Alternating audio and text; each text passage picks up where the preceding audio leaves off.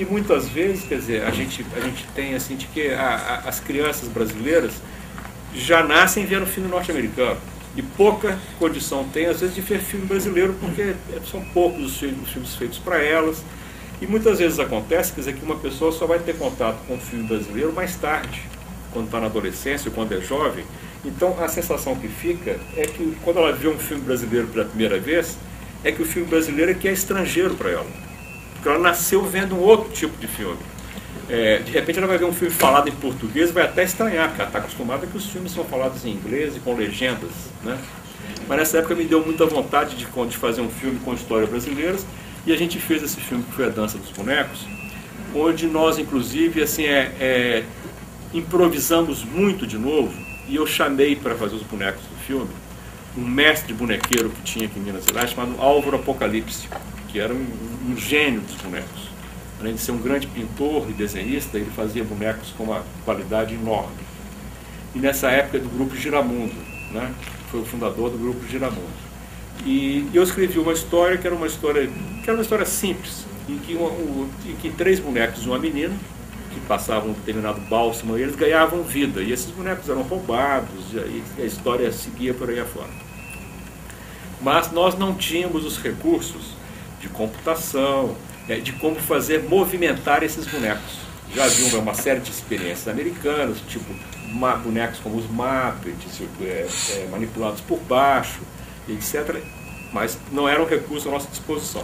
Então eu me lembro que nessa época eu sentei com o Álvaro Apocalipse e nós começamos a ver todas as possibilidades que a gente tinha, por exemplo, de mexer esses bonecos. Esses bonecos ganhavam vida no quarto de uma menina. Quando a menina estava dormindo, de repente eles saíam das caminhas deles e começavam a se movimentar. O que nós pensamos? Eles precisavam de vir pelas tábuas do assoalho, a forma da gente manipular esses bonecos através de varinhas. Então eu filmei a cena com a menina lá em Diamantina, em que a menina dormia e os bonequinhos estavam deitados ao lado dela. E reproduzimos esse quarto aqui em Belo Horizonte, já no estúdio, a 2 metros de altura do chão, de maneira que os manipuladores dos bonecos pudessem ficar embaixo, ou seja, ir manipulando os bonequinhos através das frestas entre as tábuas do chão, quer dizer, de maneira que as varas passassem ali. Em cada condição a gente foi adaptando dessa forma.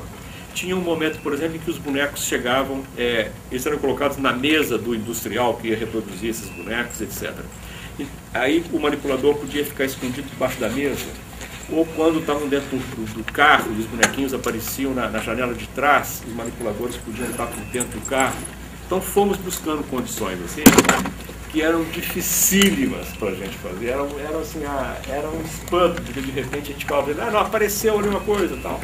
Mas a gente foi conseguindo fazer isso ao mesmo tempo, praticamente criando uma linguagem assim. Quer dizer, eu estou contando isso para vocês no sentido assim de que a gente tem que contar com a técnica que temos à disposição, mas que é preciso inventar muito em cima, gente, porque senão não vale a pena fazer. Se não for para criar, para fazer, e se não tiver essa paixão, o cinema é uma coisa muito difícil.